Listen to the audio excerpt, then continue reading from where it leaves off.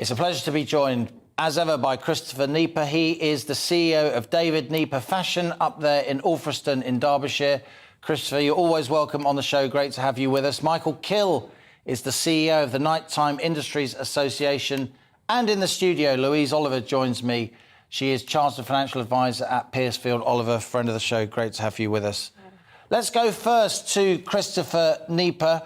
Christopher, you are a manufacturer of some repute. Your family-owned company, David Nieper, is one of our leading mail-order manufacturers, particularly of women's clothing. You run a very high-end operation up there in Derbyshire, which I've been privileged to visit in the past.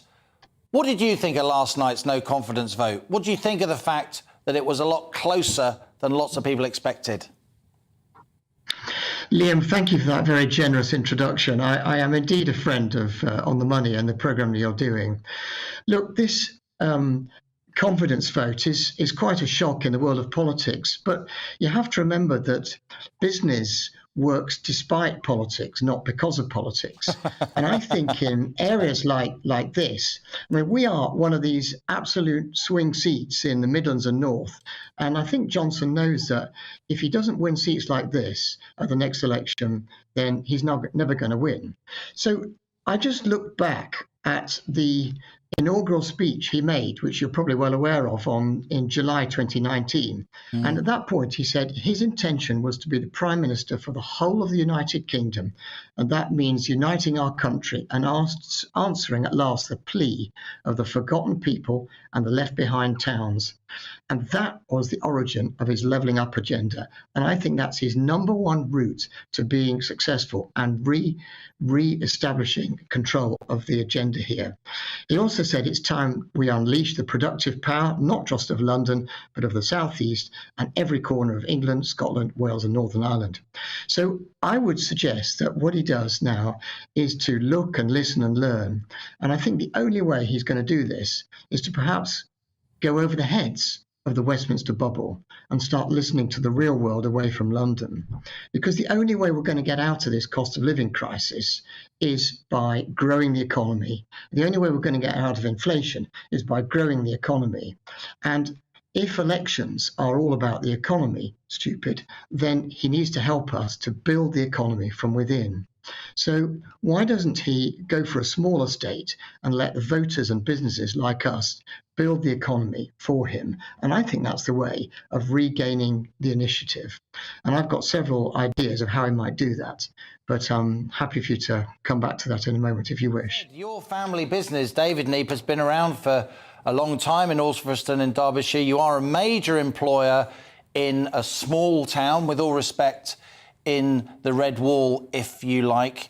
Of course, while all this psychodrama is going on, there's going to be less ministerial bandwidth for legislation, less ministerial bandwidth for cutting regulation, for bringing forward the kind of initiatives that business leaders like you have been urging the Conservative Party to get on with for months and even years.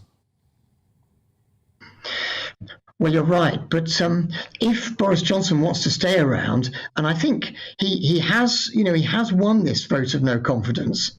So at this point in time, he has the initiative. So it's in his hands, I think, to get on and do something. And if he's bold and decisive, maybe he can pull this and turn this around. You know, we don't want further uncertainty in the world of business.